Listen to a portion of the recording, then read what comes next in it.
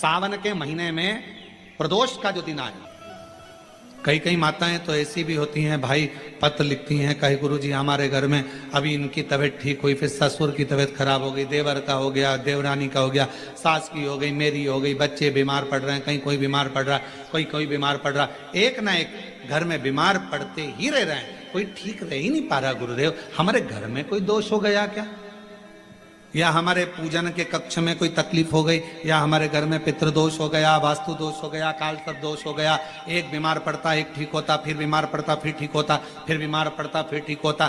शिव महापुराण की कथा कह रही है, शंकर भगवान का चरित्र कह रहा है, सावन के महीने में प्रदोष का जो दिन आए, 2 प्रदोष श्रावण के महीने के 2 प्रदोष पड़ेंगे, किसी भी प्रदोष पर एक पीपल के पत्ते पर कनेर का पुष्प अपने घर के अंदर रख लीजिए प्रदोष के एक दिन पहले, और प्रदोष वाले दिन उसको बहते हुए पानी में डाल दीजिए।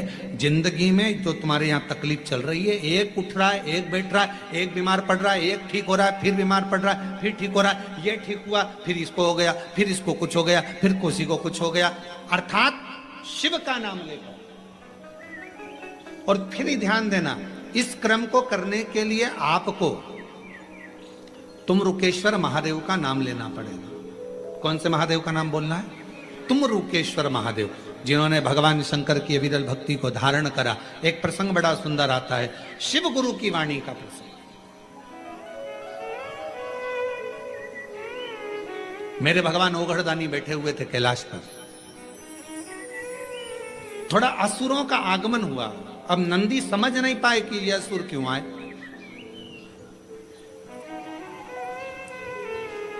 कोई व्यक्ति 2-4 बार यदि तुम्हारे दरवाजे पर आ जाता है, कोई रिश्तेदार बार बार फोन लगाता है, बार बार तुम्हारे दरवाजे पर आता है, तो तुमको तुम्हारे घर की पत्नियों जरा बहुत चतुर होती, तुरंत कह देती बार बार क्यों आ रहा है ये, इतने साल से तो कभी नहीं आया, ये बार बार क्यों आ रहा है। धर्म पत्नियां बड़ा एकदम तुरंत सोच लेती, तुरंत आखिर बात क्या। पर पति उनको समझाते हैं, तेरे को क्या करना, आन देना, दिक्कत क्या है, मुझे सब मालूम है, कर्जे में हो गया होगा इसलिए तुमसे लेने आ रहा होगा, इतने दिन से तो तुम्हारी याद नहीं आई, इतने दिन से तो कभी याद नहीं किया, इतने दिन से तकलीफ में कभी, अपन तकलीफ में तो कभी नहीं आया। हमेशा याद रखो, मोमबत्ती की याद, टॉर्च की याद हमेशा लाइट जाने के बाद आती है। कोई माताएं भाई ऐसे रहते हैं जो कथा में आते हैं और कोई उनको बिस्कुट दे देता है, खाते हैं, खाने के बाद मुंह को साफ करना रहता है तो बत्ती सी निकाल लेते हैं, बत्ती से निकाल कर उसको भी साफ कर लेते हैं, रख लेते हैं।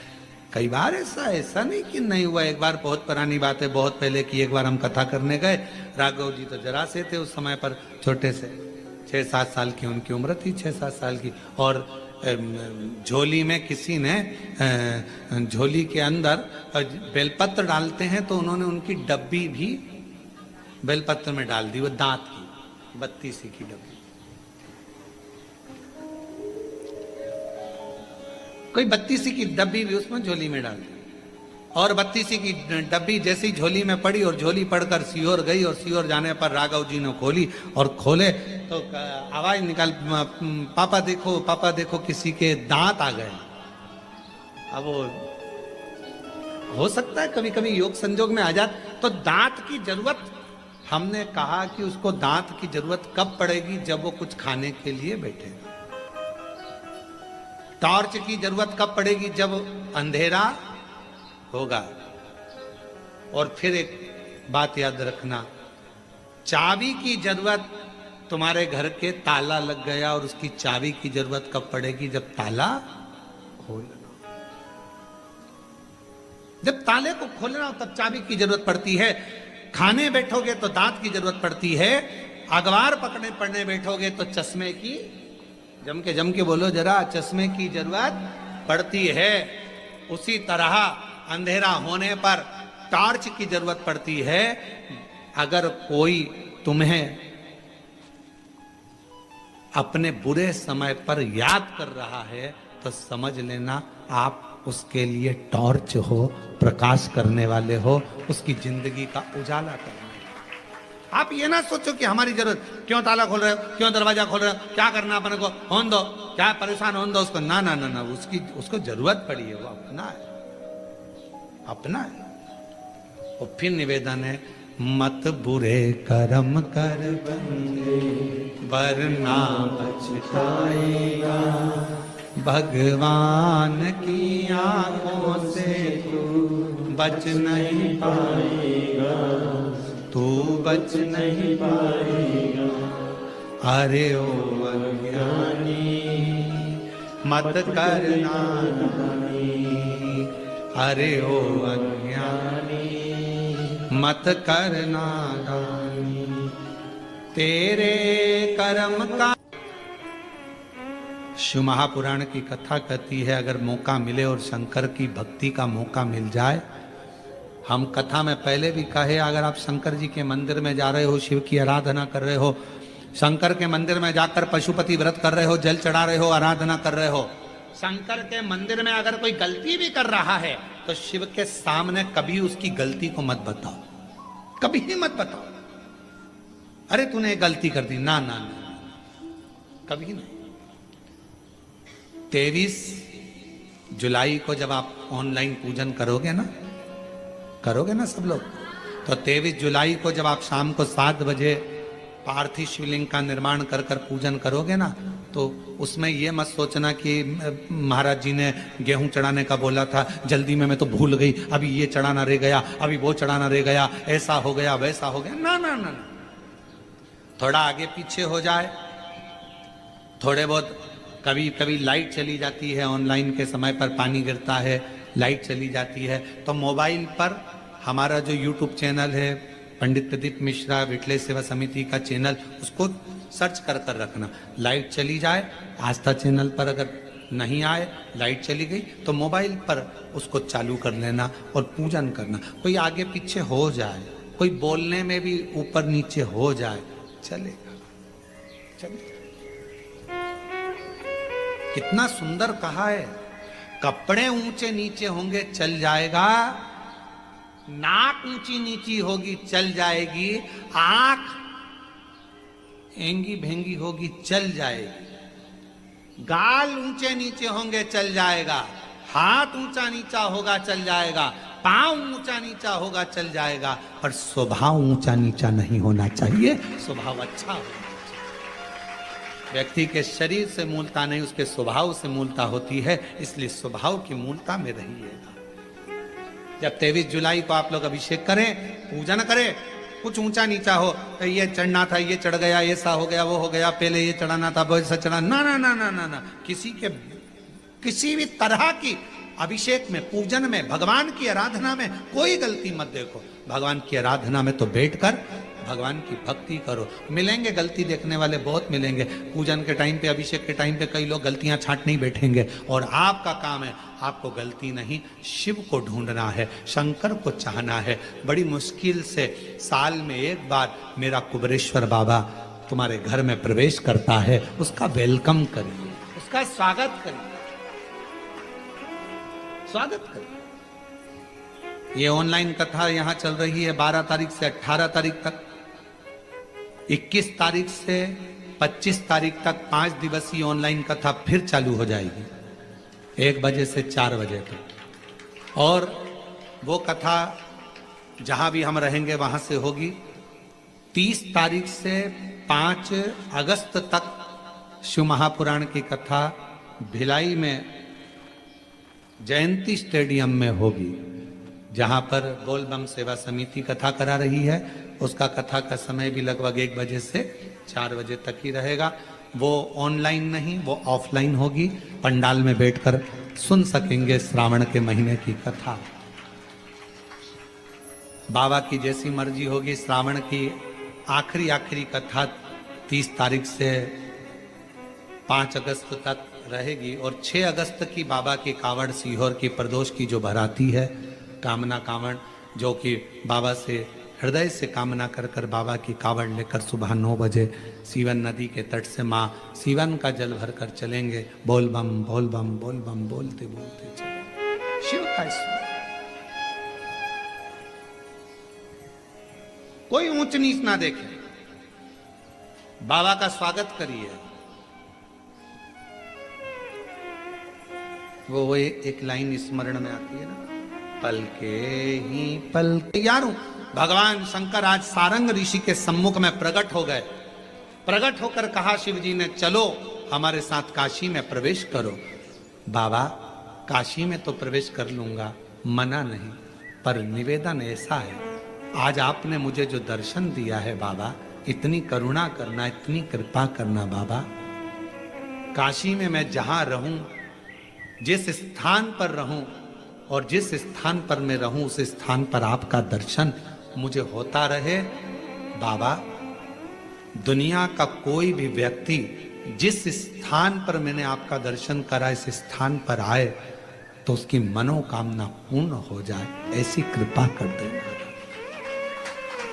और कितना सुंदर कहा है, मंदिर बनाया तो अपने लिए नहीं, सर्व जगत के लिए बनाया। सारंग ऋषि ने अगर मांगा भगवान शिव से, सर्व जगत के हित के लिए मांगा, सर्व जगत। और आज भी नियम है, काशी में अगर कोई कावड़ चढ़ाने के लिए जाता है, काशी में कोई दर्शन करने विश्वनाथ जी के जाता है, तो सारनाथ महाराज के दर्शन, सारनाथ महादेव के दर्शन जरूर करता है। एक दिन सारनाथ सारंग ऋषि बूढ़े से हो गए, अवस्था ढल गई, अवस्था डल गई। कौन आए सेवा करने? तो भगवान एक दिन सारंग ऋषि को प्यास लगी, गंगा का जल लेने के लिए ना जा सके, शिवजी को याद करा। शंकर भगवान ने वहीं पर कुंड को प्रकट कर दिया, वही कुंड। और सारंग ऋषि के सम्मुख में कुंड को प्रकट करा। देवादिदेव महादेव ने कहा सारंग ऋषि से, सारंग जी, तुम्हारे सम्मुख में यह कुंड प्रकट है, मैं देव अधिदेव महादेव यहां लिंग रूप में प्रकट रहूंगा। इस शिवलिंग का नाम तुम्हारे नाम से जोड़ा जाएगा, इसको लोग सारनाथ कहा करें, सारंगनाथ। कभी मौका लगे विश्वनाथ की धरा पर काशी में यदि आप जाएं, तो एक बार सारंगनाथ जी का दर्शन जरूर करें। क्यों? क्योंकि वो एक ऐसा दिव्य दर्शन है, सारनाथ भगवान का एक ऐसा दिव्य दर्शन है, उस कुंड का ऐसा दिव्य दर्शन है, जहां पहुंचकर हम जो कामना लेकर, अगर कितना भी जीवन में ऋण पड़ा हो, कितना भी कर्जा पड़ा हो, कितना भी दुख पड़ा हो, कितनी भी तकलीफ पड़ी हो, अगर काशी में सारनाथ भगवान का दर्शन यदि कर लेते हैं, तो हमारी जिंदगी के सारे दुख धीरे धीरे धीरे धीरे, हमारा कर्जा धीरे धीरे चूक जाता है, समाप्त हो जाता है। सारनाथ भगवान का इतना महत्व लिंग पुराण में भी है, शिव महापुराण में भी है, नर्मदा पुराण में भी है। सारनाथ भगवान का वर्णन स्कंद पुराण के काशी खंड में भी है, चारों पुराणों में इसका वर्णन मिलता है। और यदि संसार का कोई व्यक्ति अगर मान लो काशी में जाकर सारनाथ भगवान का दर्शन ना कर पावे, और उसकी जिंदगी में बहुत कर्जा है, इतना भी धन नहीं है कि काशी जाकर सारनाथ भगवान का दर्शन करे, तो शिव महापुराण की कथा कहती है, अगर बन सके तो 5 बेलपत्र, 5 दुर्वा, 5 कनेर का पुष्प, 5 काली तिल हाथ में रखकर सारनाथ भगवान का स्मरण कर कर भगवान शंकर के मंदिर में शिवलिंग पर समर्पित करें। और शिवलिंग पर समर्पित कर कर सारनाथ भगवान का स्मरण कर कर लोटा भरकर जल शिव को समर्पित करें। उसी का थोड़ा सा जल झेल कर लेकर आकर अपने घर व्यापार के ऊपर छिड़कना प्रारंभ करे। धीरे धीरे 3 महीना भी नहीं लगेगा, व्यापार वृद्धि करेगा, कर्जा चूकना प्रारंभ हो जाएगा। सारनाथ भगवान का इतना महत्व, बोले सारनाथ महादेव की, शिव का इतना, उसको जाने, उसको पहचान।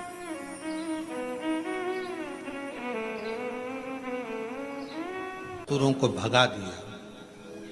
नंदी वापिस आए, शिव जी को बहुत क्रोध आया, बहुत। मंदिर के अंदर कोई पशुपतिनाथ का व्रत कर रहा है, मंदिर के अंदर कोई 16 सोमवार कर रहा है, संकट सोमवार कर रहा है, सोमवार का व्रत कर रहा है, और वहाँ का सेवादार, वहाँ का ट्रस्टी, वहाँ का पुजारी, वहाँ पर सेवा करने वाला व्यक्ति या कोई मंदिर को संभालने वाला व्यक्ति सब पर चिड़ चिड़ चिड़ चिड़ क्रोध अपशब्द और सबको भगाने का काम करे, समझ लेना कि उसकी विनाश का टाइम आ गया, उसके विनाश का समय।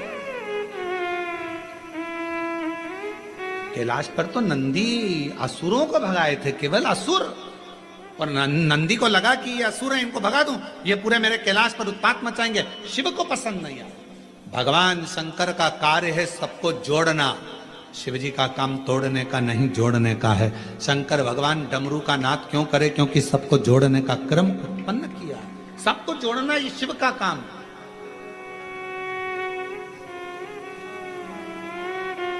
और कोई शंकर भगवान के करीब में आ जाए, शिव जी के पास में आ जाए, और मालूम पड़े कोई व्यक्ति आए, चलो निकलो यहां से, बाहर जाओ, क्या कर रहे हो, चलो जाओ चलो जाओ।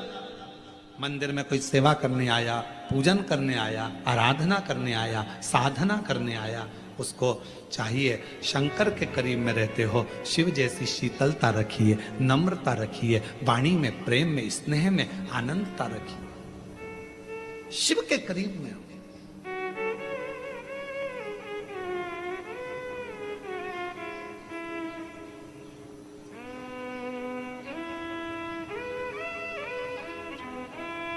वो तो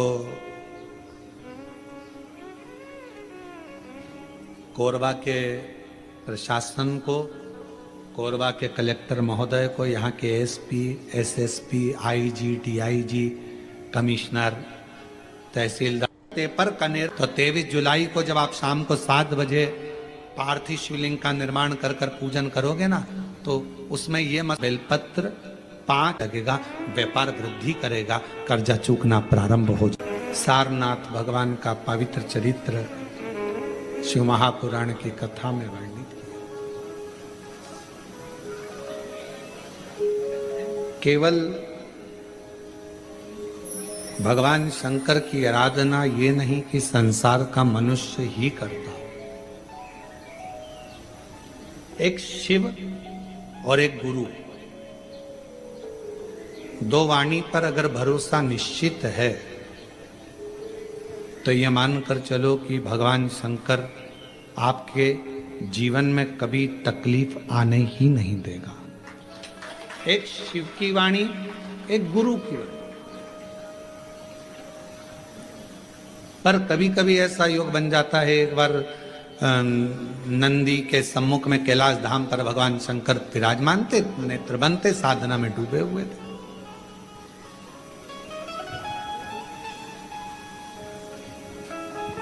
अब कौन क्या कर रहा है देखो, दवाइयों को पढ़ने वाला डॉक्टर कहलाता है और तन्हाइयों को पढ़ने वाला देव अधिदेव महादेव कहलाता है। जो दवाइयां पढ़ ले वो डॉक्टर है, दवाई पढ़ लेगा डॉक्टर, दवाइयां अपने हिसाब से दे देगा डॉक्टर, पर तुम्हारी भीतर की जो तन्हाई है, तुम्हारे भीतर का जो दर्द है, तुम्हारे भीतर की जो तकलीफें हैं, दुख है, कष्ट है, किस